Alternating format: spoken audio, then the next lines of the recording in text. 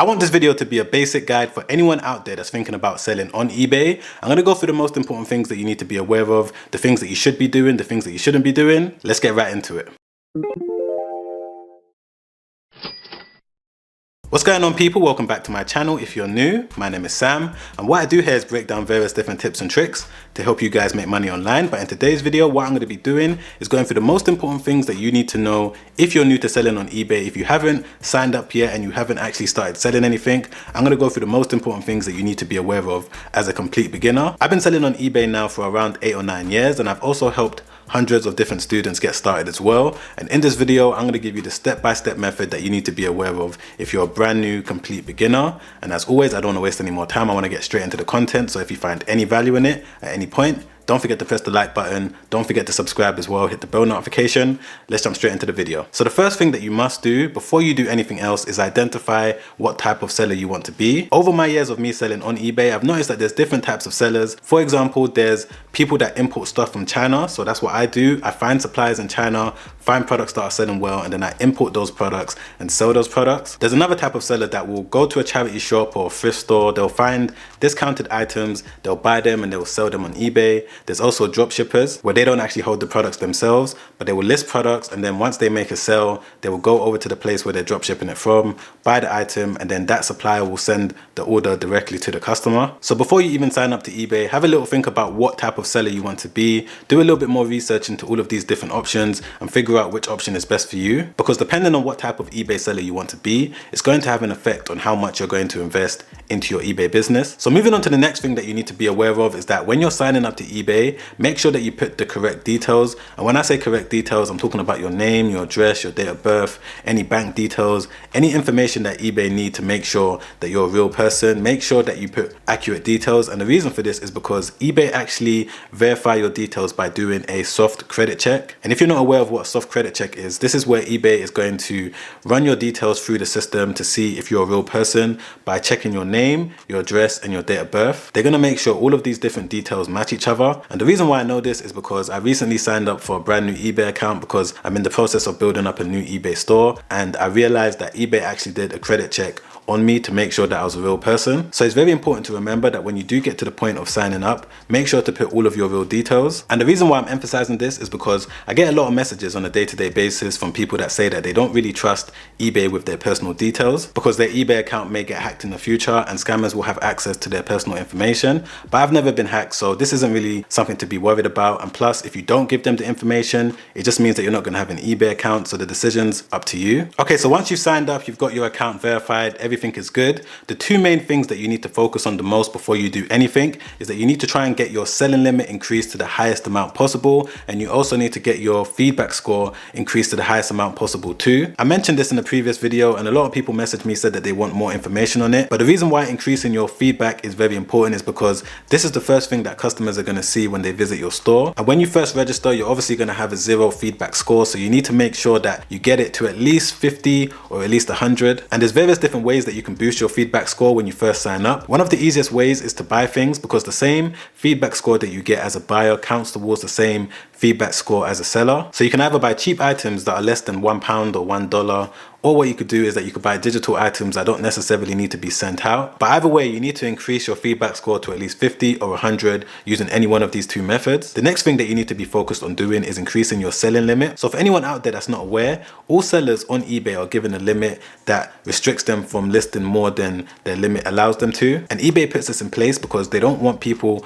coming onto the platform as a brand new seller and selling a bunch of rubbish. They want to make sure that they monitor and increase your selling limit as soon as you've proved to them that you're a trusted seller. And this is something that you need to actively be doing every single month. So you can either request a limit increase through your eBay account, or what you could do is that you can call them and do it over the phone. Now, in terms of my recommended limit that you should try and get to, I haven't really got a number. It all depends on what you're planning on doing with your store, how much you want to list. For example, if you have plans of selling around £20,000 or $20,000 worth of product through your store every single month, then maybe you can increase your monthly limit to around $40,000 or maybe $50,000 just to give you extra room to work with. But either way, anyway, it's important for you to know that increasing your limit is one of the most important things that you could do as a brand new eBay seller. The next key thing that you need to do as a brand new seller is to find a winning product. And I've broken down exactly what a winning product is to me and what I look at in terms of my criteria over the years when it comes to finding a winning product. So the first thing that you need to do is make sure that it's evergreen. All this means is that it's not seasonal and that you're going to be able to sell it throughout the entire year. And the next thing that you need to be looking at is whether or not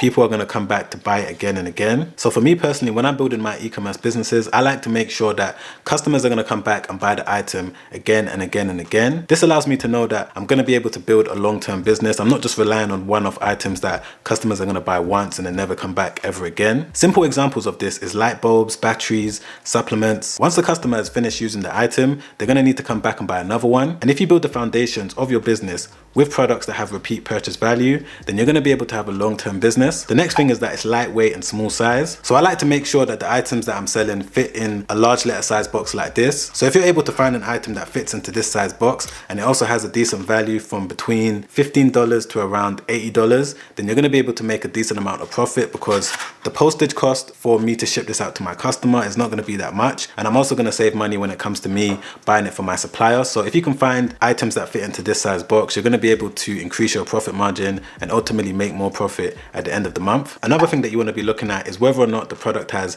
a 50% return on investment. So a basic example of this is if you invest $1,000 in stock, you want to get back $500 in profit. So for me personally, I like to aim for this percentage. Sometimes it's a little bit lower, sometimes a little bit higher, but as long as it's around the 50% return on investment mark, I know that I've got a decent amount of profit margin to work with when it comes to running ads and stuff like that. The next thing that you want to look out for is whether or not you've got a competitive edge. So this could be you having a little bit more knowledge about the product than the average person. Like for example, I know that women's makeup sells really well, and I know that people like Rihanna have become billionaires from selling makeup and things for women and stuff like that. But just because she's become a billionaire from selling that and I know that it sells well, doesn't mean that I'm going to be successful because I don't really know about makeup like that. So even if I try to sell it, it's not going to work out too well. So try and find a product that you know a little bit more about than the average person, because when it now comes to you marketing the product, you're going to be able to do a slightly better job than your competition. And finally, you want to make sure that the product has a low defect rate. So this is quite simple. You just want to make sure that the product isn't going to be subjected to a high refund rate. Products that are highly electrical, products that require people to try and fix it themselves, you know, put it together, items like that are going to be subjected to high refund rates. So try and think about this when it comes to you trying to find the best product to sell. So if you want to have the best chance of being successful when it comes to finding a winning product, you should be using a product research software. So there's two different softwares that you can use. You can either use TerraPeak or you can use Zeek Analytics.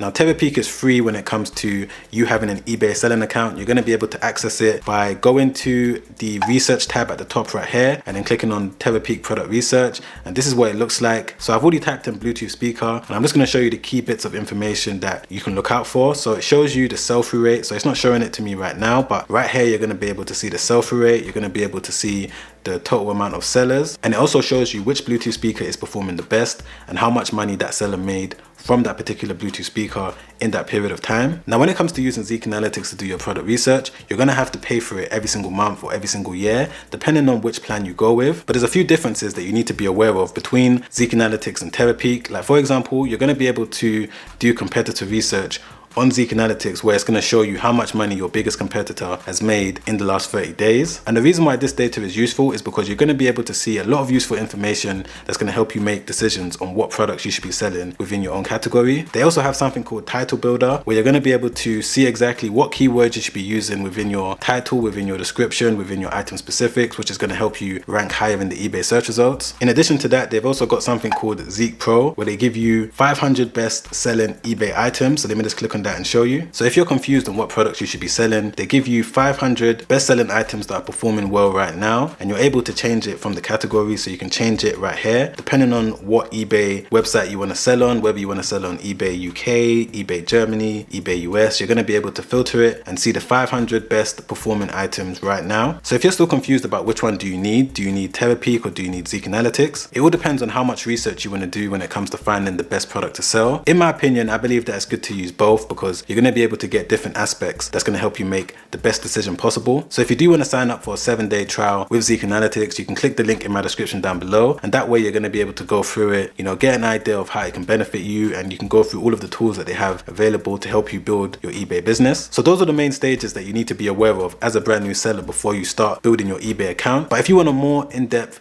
understanding of everything you need to know when it comes to selling on eBay as a beginner, then you can check out www.projectebay.com, which is my step-by-step guide that's taken me around 2 years to build. I'm always adding new lectures to it, and I'm always updating things to help out my students, so you can check that out by clicking the first link in the description down below. But if you rather watch a video where I break down step by step what you need to do when it comes to finding the best supply to use, then you can click right there. Alright guys, I'll see you on the next one. Make sure you stay safe out there. Peace.